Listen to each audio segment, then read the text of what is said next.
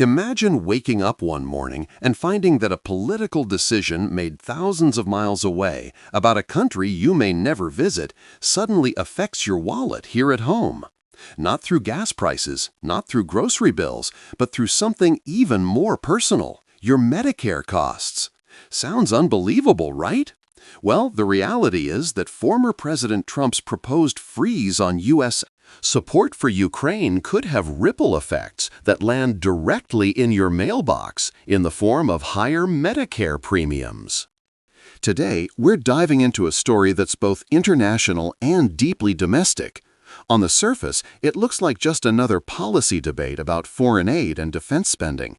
But scratch beneath the surface and you'll see how this single decision could reshape America's financial obligations, shift budget priorities, and place extra strain on programs millions of Americans depend on every single day.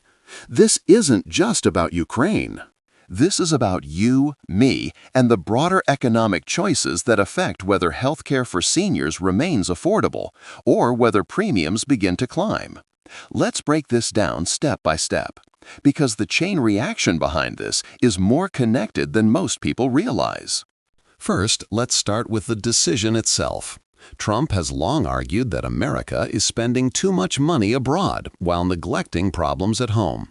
His plan to freeze or significantly reduce U.S. support for Ukraine is framed as a way to save taxpayer dollars, redirect funds, and pressure European allies to take more responsibility. On paper, that sounds like a straightforward budget-cutting move.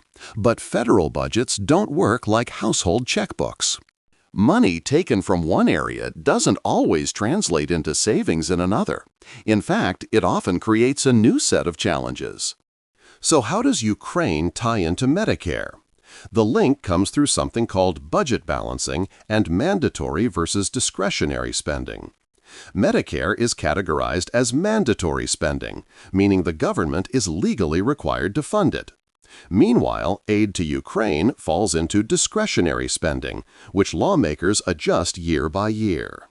When discretionary funds are frozen or slashed, the government often faces pressure to adjust mandatory programs to cover new gaps, especially when interest rates, debt payments, and defense costs are already climbing.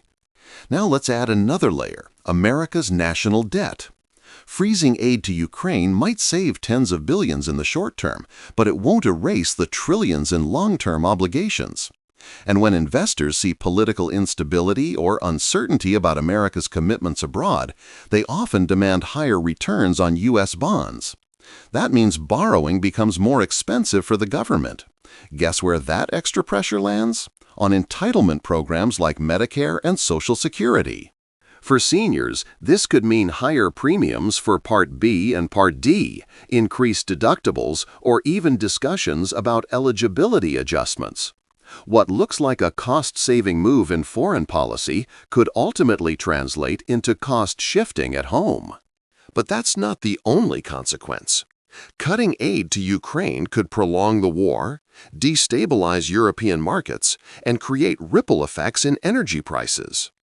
When fuel and electricity costs rise, inflation sticks around longer. Medicare's payment formulas are tied to overall inflation trends, so persistent inflation feeds into higher program costs. That, in turn, pushes the government to raise premiums faster than expected. Here's another angle: political bargaining. Every time Congress faces the need to raise the debt ceiling or negotiate budget priorities, Medicare becomes a bargaining chip. If the U.S. steps back from supporting Ukraine, lawmakers may need to find other ways to project strength and stability.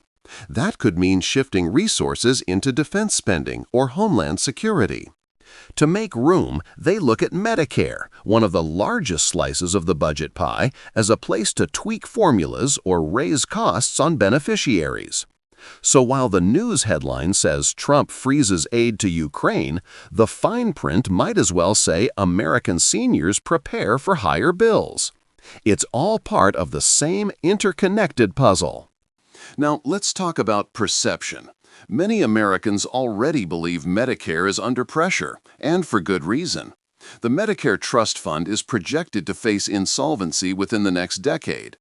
Every policy change, whether related to taxes, foreign aid, or defense, accelerates or delays that timeline. Freezing Ukraine support might not directly fund Medicare, but it changes the fiscal math enough to create ripple effects, effects that seniors, retirees, and even future beneficiaries will feel.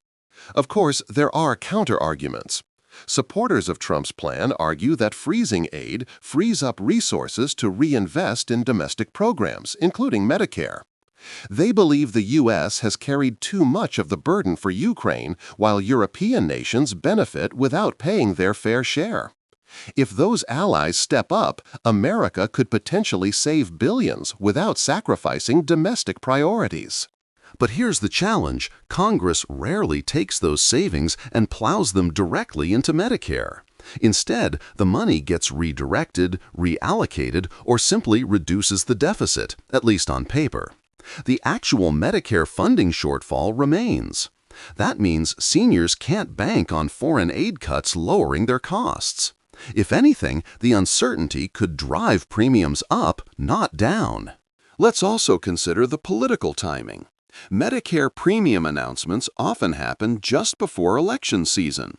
If aid to Ukraine is frozen and budget negotiations stall, the Medicare premium hike could land right as voters head to the polls. That makes this not just an economic issue, but also a political one. Candidates on both sides will seize it to argue either that cuts to foreign aid protect Americans, or that such cuts destabilize the programs seniors rely on. So what does all of this mean for you? It means that international headlines are not just about over there, they're about your household budget, your healthcare costs, and the choices America makes about who pays for what. Whether you support or oppose Trump's freeze on Ukraine support, the reality is that Medicare, and the millions who depend on it, could end up caught in the crossfire. This is the new reality of global politics. No decision exists in isolation. A policy made with the intent of saving money abroad can end up raising costs at home. So the next time you see a headline about Ukraine, don't just scroll past it. Stop and think, what does this mean for me, my parents, or my future? Because in the end, these choices shape more than foreign policy. They shape the monthly bill sitting in your mailbox.